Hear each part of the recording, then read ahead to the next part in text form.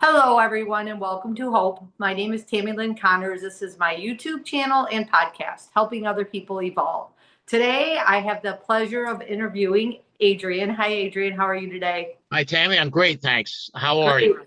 I'm doing fantastic. Thank you for joining us. Thank you for So, having me. I always like to say how I meet people because people are always amazed at it. But Adrian's brother, I'm sorry, I don't remember his name. Dominic Stroud. Yeah, Dominic. He was in the diner that I work at a few weeks ago, and we were chatting, and he was talking about eating all your food. And he said, as we grew up, he said my dad was a World War II prisoner. Yes, that's Yeah. right.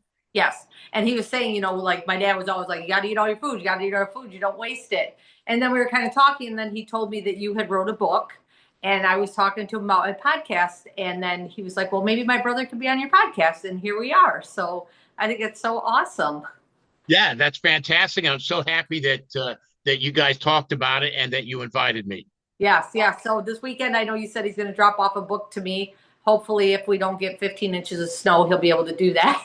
Yes, I believe he's a regular at your restaurant, Yes, correct? yeah, yeah. Yes, you So, should see him, I hope. yeah, as long as we don't close, but it is what it is. So for those of you that do not know what my mission and vision with Hope is, I started this in 21, and what it was put on my heart that there's so many people that feel like they're alone in their struggles. And I feel like hearing these different stories of hope, we're going to hear Adrian's father's story today.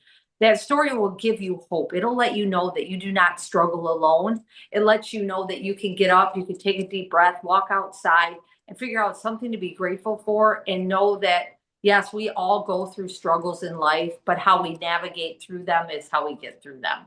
And so, Adrian, I'm super excited to hear the story of your father, and you too, I guess, because I mean you wrote the book, so something intrigued you to do that. Yes, actually, it started when a high school in Connecticut had a record World War II veterans project for the National Archives. And they wanted to interview these men and women before they passed away because they were very advanced age, as my dad was. So he was somewhat of an anomaly because he was so old and yet still lucid and still around and still active, which he was in a very select club at that point of his life. Okay. Um, the high school sent a very nice teacher over with some young students. They video recorded him for 3 solid, grueling hours Oh my about his goodness. story. He stood up to it. My dad was a clergyman as well as an electrical engineer. He Okay. was used to giving sermons, so he was used to public speaking. He told the story, and I sat by in amazement because I did not know a lot of the details. Um, because you have to understand, when we grew up, my parents were traumatized by the war. Being British, they left England after the war, emigrated to Canada, and then eventually the United States. Okay. So my mom suffered through the bombings by the Luftwaffe of England during the war. She had a bomb fall through the ceiling of the building that she worked in. It didn't detonate by the grace of God. Uh, God. so my mother was traumatized. So 5 children around the dinner table in the 1960s. My dad, every time he attempted to tell a story, my mother said, no war stories. She cut him off. Oh, okay. Now, if you're a guy who went through what my dad did, he obviously had PTSD. To not allow him to speak was not cathartic. So Mhm. he never got all of that out. Mhm. So my mom had passed away by then. She passed away in 2004. My dad was living alone. So hence, he was free to speak about whatever he wanted to. Right, right. So he put all the details out there, and he let slip during the interview that he had kept a diary in the final days. So a Oh, light went on in my head, and I said, "Dad, you have a diary with these experiences?" And he says, "Yeah, I have it here somewhere."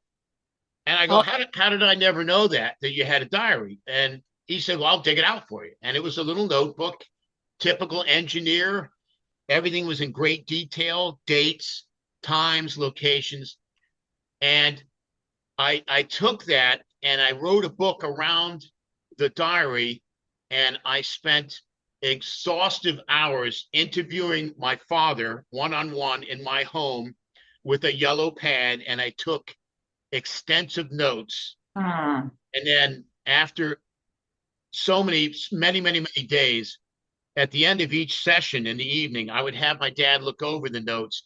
Being British, my father had impeccable grammar and spelling skills. So he was better than any um, Microsoft editor I could ever hope for. Okay. My dad edited all my grammar.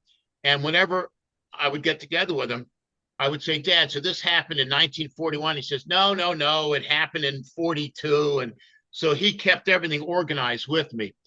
So I got the manuscript. My dad and I got together with a Christian, him being very Catholic.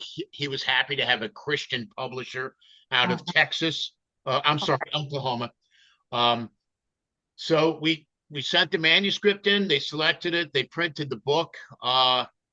The rest is history. We went on a whirlwind book tour in the state of Connecticut where we lived.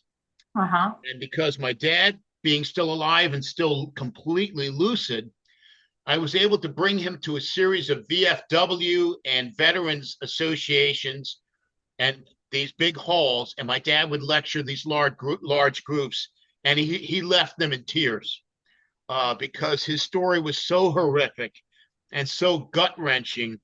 To hear it firsthand, a lot of people, a lot of veterans were taken aback by that. I'm So sure. there's also public libraries go out of their way to have authors come in, especially in their own state, and give lectures. So you can imagine we filled the halls of these public libraries with these old veterans. I'm talking from World War II, Vietnam, Operation Anaconda, Korea, whoever was still left alive. These men and women came out, and Hmm. we had a huge following. I had him on TV. He was interviewed on the Better Connecticut show. Um, and it was a talk show we went on. They interviewed us. So while my dad was alive, we made the best of it and we made the most of it. I have to say, I want to interrupt just a little bit there. Just you talking about sitting there with him and writing this and having him tell you that. What a great quality time for you to spend with your father. You know, it, Yes, hours and hours. yeah. I mean, I just think about that. Like, if I, because your life's busy, right? And we're here and we're here and we're doing this and we're doing this. And we do spend time with our family members and people that we want to. But when you literally are sitting down and learning all of this about what your dad went through, um, that had to been a big eye opener too for you. I never knew my dad's story, and I felt ignorant and humbled at that point that I didn't know his story, and I should have. Um, but the five of us not being able to discuss it with him was hard. Yeah. And when Dad would go home at night to his home, which was about 13 miles away from where I lived in Connecticut, I would do extensive research about the incidents that he described, and they were horribly upsetting to me Mhm. because the absolute violence inflicted on those men was bestial, and that is putting it nicely. Mhm. The people that ran their camps were animals, and they deserved everything that they got. If they were hanged, shot, they deserved it. And I don't feel sorry for one of them for what they did to my dad and those other men. And I researched incidents that surrounded where he was, and I would be in tears at night when I went to bed because it was very traumatic to think that somebody would treat your father that way, beat them, starve them, not care about them, treat them like luggage, like they were basically slave labor that were put to work building the very runways for the Japanese Air Force that was going to be used to kill their own people. Mm. They were building Mm. runways to bomb other British troops and American troops and Australian troops. Can you imagine being enslaved to build runways to kill your own people? Oh. So they took every chance they could to sabotage the work details they were on at the risk of their own life being executed, and some were executed. So the camps my dad were in had a 60 to 70% death rate. So Wow. at 22 years old, he was burying other men in at 22 years old by the Mm, thousands. He was on a burial detail and he dug graves day after day and dumped bodies into it because they were mass graves. Men that were beaten, starved, and as a matter of fact, my dad, I always asked him, "How did you survive?" And he said, "I have a survivor mentality and I had hope. I had mm, hope every day in my God that my God would get me out of that, that would bring me home to my family." He was very religious. He at the time was a Protestant, he was an Anglican, and later became a Catholic because of my mom. But he believed in God, and that's what got him through. that's so powerful. And that's the thing, like I listened to a book and I can't remember her name, but she was a doctor. She passed away a few years ago, but I listened to her book and she was Jewish and in the Holocaust and stuff, and listening to her story, the same, like, how did you get through? And like there was a time when she weighed like 12 pounds laying in a crib, like just starved to death and all of that, like you said. And I know your brother had said like your dad was a barber, he said. Yes, Yeah. yes. Everyone was given a function in the camp, so he would cut hair and shave, and he helped the guys out as much as he could. Yeah, yeah. But your brother did say too, and I'm pretty sure that he said this, that he would have to do the guards' hair too, and also shave their necks with straight razors, he said. Yes, Then they would hold a gun to him to make sure that correct. he wouldn't, yeah. Just Yes. Um, he did tell me one time he himself he was lathering one of the prisoners, and a guard came by to smash the prisoner across the face because the guard was in a bad mood. But when he saw the shaving cream, he didn't want to dirty his hands, so he walked away. oh my My goodness. dad, my dad called it bashing. If the guards had a bad day, they would bash you with their rifle butt against the legs. So can you imagine a 92-pound man with fragile bones and you whack him with a rifle butt weighing like 20 pounds? What do you Mm, think that would do to his legs yeah. if it Wow. didn't, if it didn't kill him outright? Right. So Right. these men were pure evil in the purest form of it. And I think a lot of them really enjoyed beating on these other guys. Evil, just evil. Evil. Evil. And how long was your dad a prisoner then? A miserable 3.5 years. Wow. 3.5 years. So a lot of people don't understand this, and I didn't until I did historical research. When the United States was attacked on December 7th, 1941, Mhm. the Japanese had a two-pronged attack. They attacked the Americans, the fleet that was anchored in Pearl Harbor, Mhm. and we know how that came out. Right. And at the same time, essentially, they attacked through land masses down. They attacked the British, and they Oh, marched through these jungles. They did an impossible march down to these jungles, and they attacked the British at the fortress of Singapore from the rear. And the British Empire thought that their guns facing outward at the water would be the end all be all, but they never realized that if they were attacked from the rear, those guns could not be swiveled inland. They were useless. So the mm, great fortress of Singapore, the jewel in the crown of the British Empire, fell very quickly because they were attacked from the rear by the Japanese army that did the impossible. They fought through the jungle on foot and they attacked the British, and the Americans had their heads handed to them at Pearl Harbor, and the British got their heads handed to them at Singapore in that area. And as you can imagine, over 100, I think 130,000 British troops were forced to surrender, some without ever firing a shot. It was mm. the worst, most embarrassing day in the British Empire's history. The biggest surrender in the history of the United Kingdom, and their darkest day for those men to lay down their arms and then to not only surrender, to be tortured, killed in many cases, and brutalized. They Huh. didn't know what they had coming. Oh man, it's just heart-wrenching to me. Heart-wrenching. And that's the thing, pure evil, like you said, there unfortunately is a lot of pure evil in the world. I was actually at the gym this morning, thinking about that, and it wasn't even about this. It was just in my head. I was thinking about, man, there's just so much evil. It's just, and it's heartbreaking because and I guess the thing is we think about evil now because we hear about it more, of course, because of, the news and social media and all that. Where back then, I'm sure people were just oblivious to it because they just didn't know about it as much. Yes. I mean, many people in this country refused to believe the Holocaust existed at that time. And Oh, when they were shown the camps by General Eisenhower, by Ike, they were horrified. They're mhm. like, oh my God, these camps do exist. These people were murdered. They were gassed and shot and beaten to death, hung. Um, and a lot of people to this day don't know the horrors of those Japanese prison camps. They're the hell ships.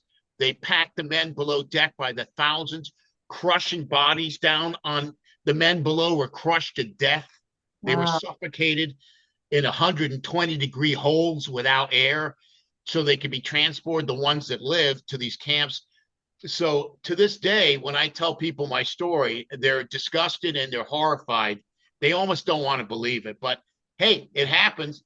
It is what it is. I mean, these things happen, and they have to be remembered so we don't repeat them. Hopefully, right, exactly. So my uncle, not really to change the subject, but he was Vietnam. He was in Vietnam, and he unfortunately was died in I can't remember the year now. I want to say 1967, maybe 1969. I think I was 4, and he was just 19, and so I was told that he was killed by friendly fire, is what we were told. But years later, and my mom knew this, and I didn't know that she did. She never said anything. But I was working at a restaurant close to our local area, and somehow we got talking, me and this gentleman, and he's like, I knew your Uncle Buddy.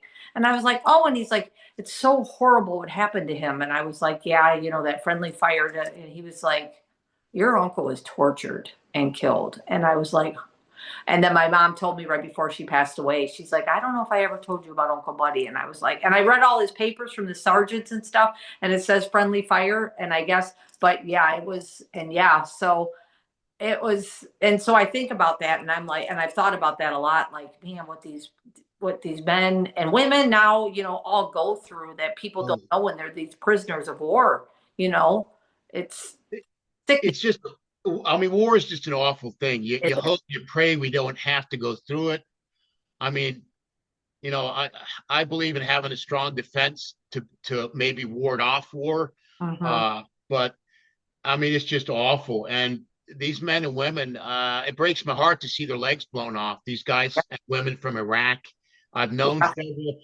several, and it breaks my heart to see them in public because they lost their legs, they lost their arms, their legs, and it's just awful. Mhm. And it's so, and I hope and pray we never have to go through that. I mean, that war is 20 years long, 20 Right, years.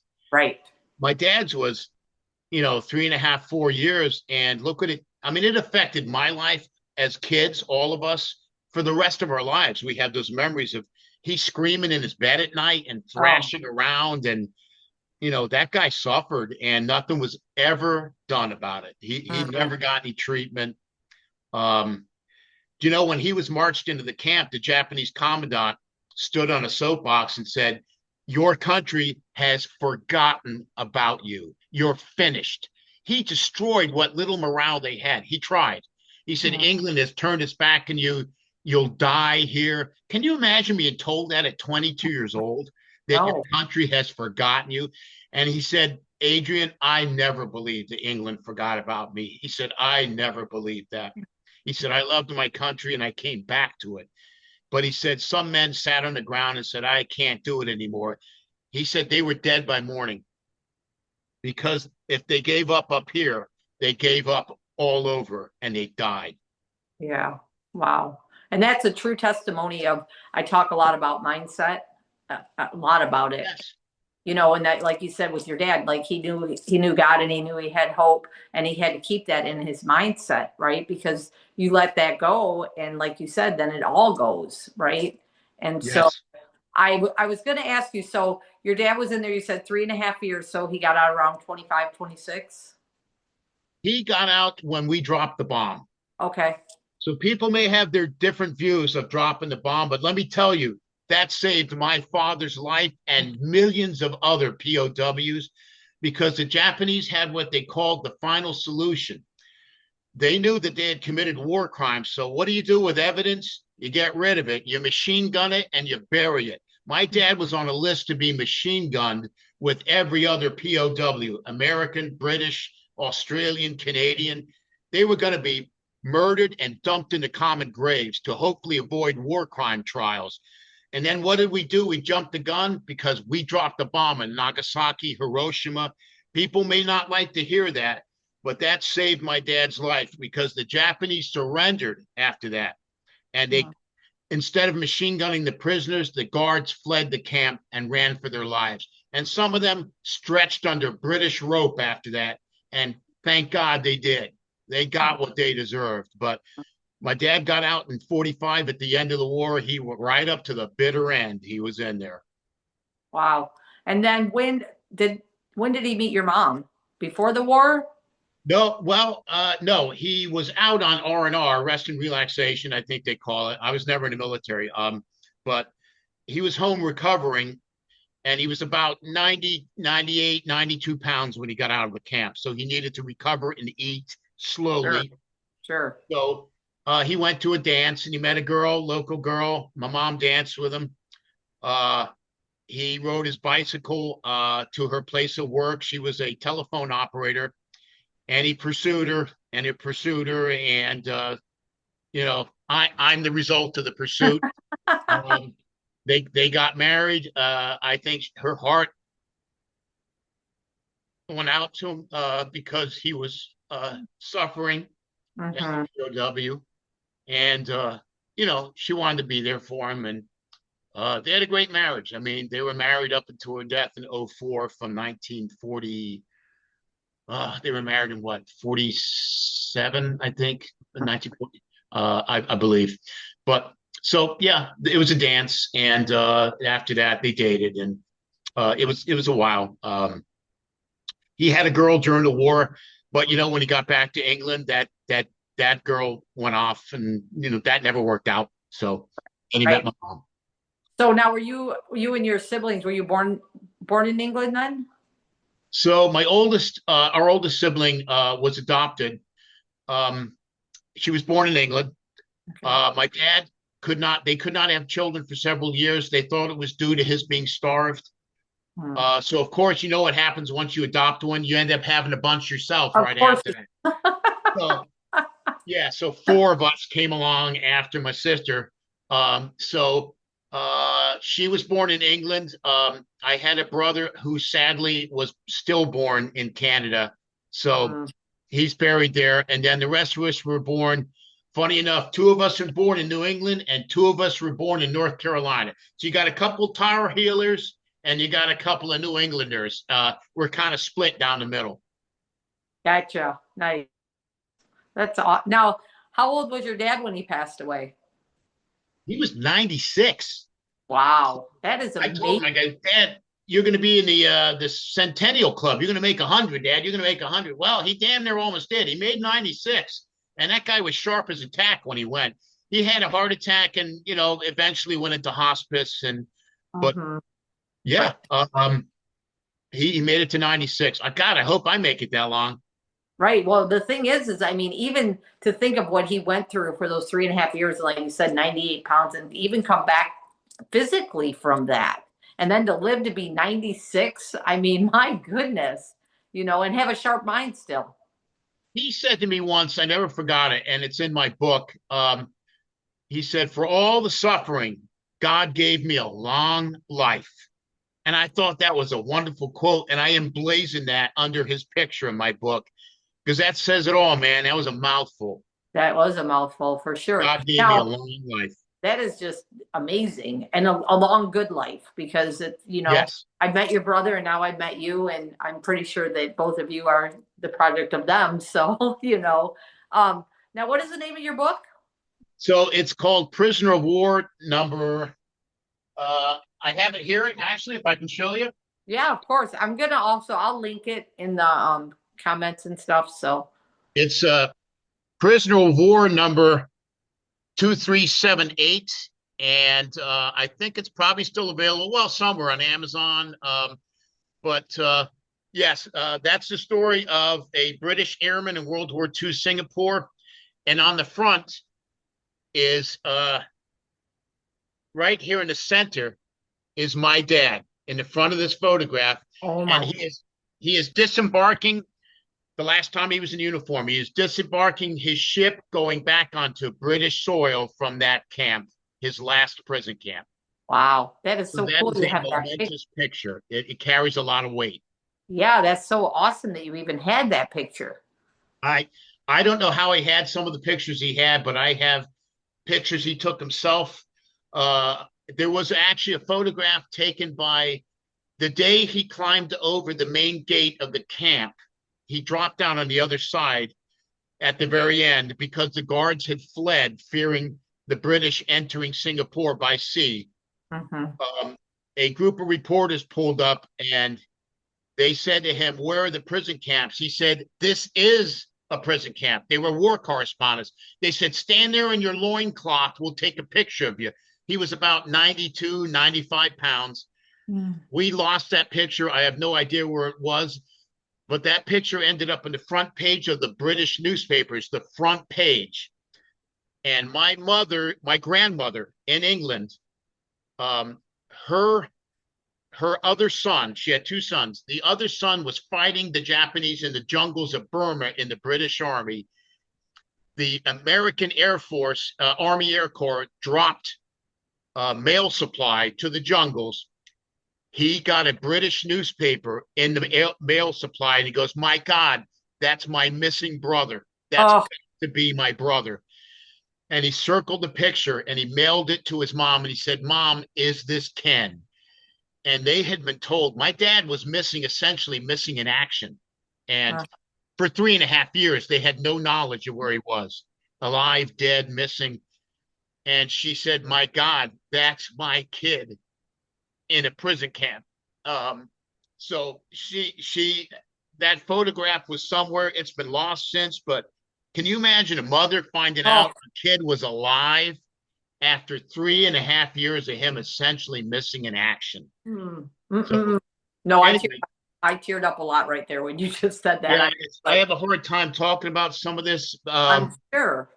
but I feel good talking about it at the same time. It's a lot of mixed emotions. Yeah, yeah. And I think it's awesome that you're telling your dad's story, because that's honoring him too. And I just think that, and for you to be able to share all of that with us, because I think that people don't know, right? We don't really know what people go through with all of that. And to hear the story, and like I said, when your brother said to me, "Well, we were told we have to eat all our food because my dad was a prisoner of war," and I was like, "Oh, well, I think we need to have a conversation." Well, the So, greatest sin of my family was to waste food. And my okay. dad told us when we were kids, I was starved. Me and those other men were starved. When you have no idea what it's like to starve, so don't ever let me catch you wasting food. You clean that plate up, every pea, every piece of whatever we're having for dinner. So all of us, it was absolutely ingrained in our brain engrams that you do not waste food.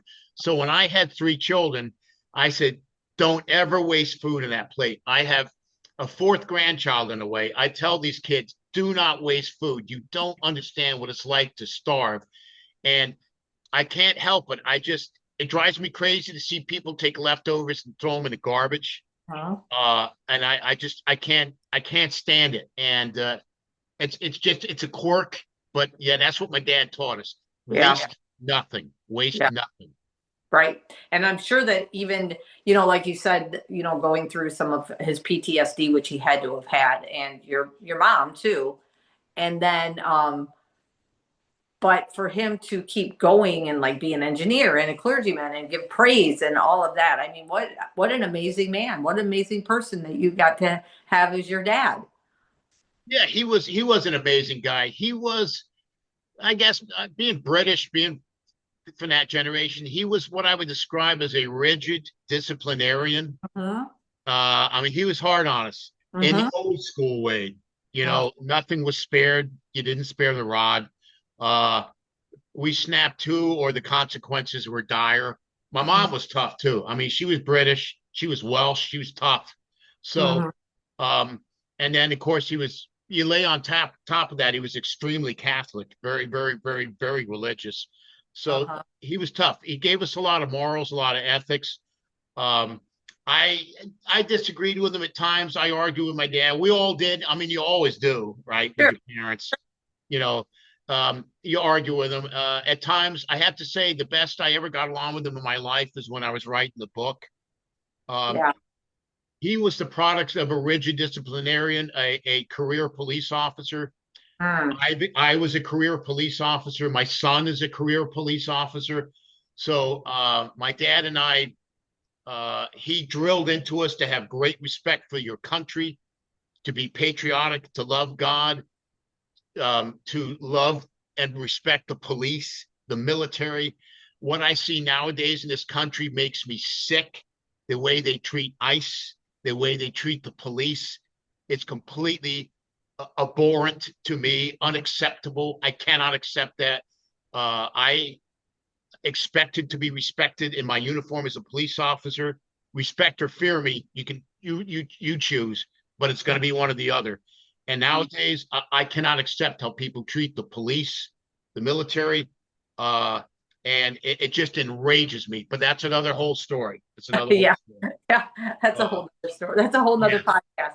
But you yeah, know what? I mean, in general speaking, everyone should respect people. exactly. I mean, that's I was raised. You have respect, even to the point of. So my stepdad, my stepdad was from Germany, very German. You Oh know, wow. yeah. So he lived through World War II and just very German and very strict and all of that too. But you didn't walk in the house without saying hello. You know, you don't walk in anywhere without saying good morning or good afternoon or hi. And people nowadays, they just don't even do that. Like they just walk in and walk by, and I'm like, "Hi, good morning." You know, and Yeah. I always make it at my job or wherever I'm at. I always say good morning or hello or whatever as a respect to people. And it's just I feel like you said, this is a whole nother podcast because the respect is just not there anymore, unfortunately. Oh, But it's terrible. And I moved back to New England from Florida after being down there 9 years. And I live near Cocoa Beach. People are polite. If you pass somebody in the sidewalk, it's, hey, good morning. How's your day going? Now, I tried that in New England, and luckily I live in a small town, so it still flies. mm-hmm. But there are parts of New England that sadly, if you say hello, they're like, what do you want out of me? Yeah, And that's sad. it You is. know, we It is. all got to get along better and, just treat each other with, when you go to motor vehicle, be nice to the lady behind the counter. She's got a horrible job, you Right, know, I, right.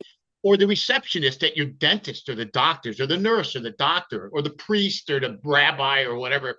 I mean, just common courtesy. And, my parents drilled politeness.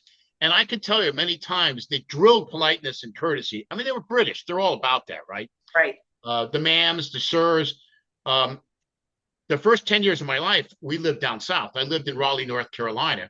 And after being born in New England, I ended up in North Carolina. And that was drilled into you, by the nuns I had in Catholic school. Yes, ma'am. No, ma'am. Yes, sir. No, sir. That goes a long way. And I can tell you, as a police officer for 30 years, I was able to de escalate long before de escalation existed. You learned to talk to people. And a lot of times they may hate your guts, but a few sirs or ma'ams goes a long way, and you can diffuse people just by being polite and Mm-hmm. and asking them what's bothering you, right? Mm. And just by being polite, people may have hated me in my job, but they said to me, "You know what, officer, you're polite," and they Mm-hmm. thought they appreciated the respect. Yes, And I agree with that. I have a couple of friends up in the Toledo area that I live that are police officers that are good at de-escalating too. Like you never, I've seen other ones that it's a big hot mess, and then I've seen these two and they can just take it and just like you said, the person might not like them, but they have a way of talking with respect. I mean, people are people, right? We're all human beings, and the yeah, respect should my be there. dad always taught me, he said, always leave a man with his respect. Mm, I tried to do that in my job, like his dad did, my grandfather in his job, my son. Um, there are times that you have to do the huckabuck with people. It is what it is. Because you know what? You're not a Girl Scout. You're there to you're a cop. right. And if you got to kick somebody's ass to keep your ass from getting kicked, well, guess what? You better damn well do it, or you're Mm, going to be in a pine box. So I brought the fight to them when I had to. And most of the time, you try and diffuse things, talk your way out of it, because you don't want to fight every single battle. right, There's right. always got that person bigger than you, and so you have to choose your moment. But yeah, a little kindness goes a long way. And like I said, if we can avoid the wars like we've had in the future, I pray that we can. Mhm. But I asked my dad when I finished writing the book, Dad, do you have any hatred towards the Japanese? He said, No, I don't. And he said, on when he was liberated from the camp, they were boarding the British POWs on trains to go to get off the islands, and there was a Sikh guard there. So the Indian Sikh were tremendous soldiers. The Indian soldiers, the Sikhs liberated my dad's camp, so they dealt with the Indian army, the Indian soldiers. Now that was part of the British Empire back then. So there was a Sikh soldier standing there with his rifle guarding a Japanese prisoner. He looked at my dad and he said, Sir, take my rifle and bash his head in, and I'll look the other way. And my dad said, Brother, I've had enough of that. I just want to go home. Mm, yeah, And he said, I hold no resentment towards any man, any woman for anything that happened to me. And I thought that was amazing. that is amazing. Could I say the same? No. I have resentment towards what those men did to him. Um, as an engineer at his company, he once had a contingent visiting from Japan. Mm, And they spoke Japanese, and they walked through his company, and they were looking at some hardware equipment.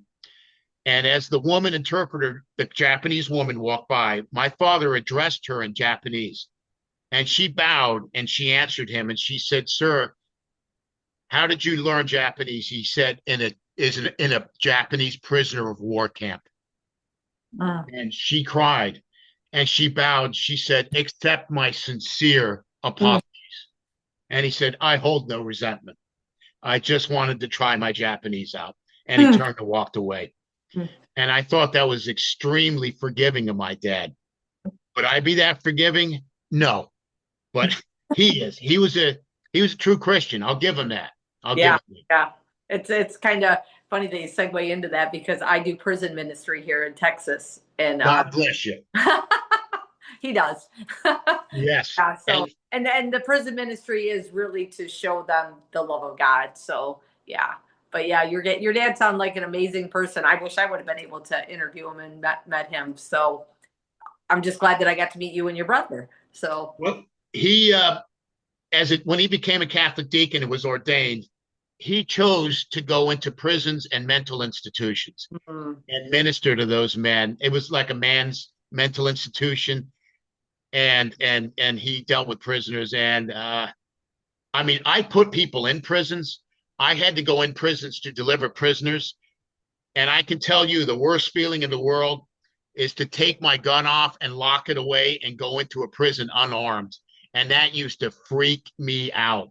And I used to thank Christ when I got out of that prison at the end of my shift that I wasn't on the other side of those bars, because I chose the right side of the law, because prisons freaked me out to go into them. And I still don't want to go into them, even to visit, not for yeah, 5 minutes. yeah, yeah. Well, you don't have to. Yeah, I did my bit. I stayed on the other side. There you Uh, go. There you so go. I couldn't even imagine like my dad being locked up for 3.5 years, no Oh, freedom of movement. mm, Just he ate bugs, anything that would fly or land in the ground, they ate it. He learned to eat grass. He would pull grass out of the ground and suck whatever nutrient he could out of it. Um, so they didn't waste anything, and they had the doctors they had were Dutch. They had no medications. My dad had teeth pulled without Novocaine. I mean, what was your choice? They right. had one tool in the camp. That tool did everything. And if you had a bum tooth, they held you down and pulled it out without Novocaine. Can you imagine that? Oh, Uh, no, so no. he had permanent injuries from the camp. He had toes that were screwed up from all sorts of injuries. And he used to get bumps that would come up on the bottom of his feet. It was a jungle rash. He had that till his 90s. Mm, He had lasting injuries, permanent injuries. And he yeah. was never, they never remunerated. He was never given money by the Japanese government. In my opinion, they should have liquidated Toyota, Mitsubishi, Nissan, taken those assets and given it to the families of the prisoners or the men and women that suffered in those camps. My dad once got a check for 10 grand because the British government seized the assets of some Japanese company. 10 grand for that. Big deal. Thanks for nothing. Yeah. Yeah. It's a shame. It's a shame, but I'm glad that you were here to tell me this story and tell my audience. I think that it's very powerful, and I think it's just to let people really know, what people go through, right? And still people go through things, and it might not be as vicious that your father went through, but people do go through a lot. Whether it's just domestic violence, whether it's, a job that's no good for you. Like there's a lot that goes on. And I think a lot of it has to be, you have to keep that mental strength and learn, who you are, why God has you here, and that you are a child of God and he loves you so much, and that we need to keep fighting the battles, And so, Absolutely. yes. So is there any Absolutely. last things that you'd like to say to anybody, Adrian? Yes. God, thank you very much for what you do. God bless you. Thank God you. bless our troops, people that serve in the military. God bless our police officers, firefighters, our first responders. I always like, and I thank anybody who does any service job. If you're a nurse, a waitress, a doctor, a cop, God bless you, because we need people to do that. And I thank God for every day, every day. Yeah. And we thank you for your service too as a police officer, and your Thank you son very much. and your sons also, and for safety. For you're retired now?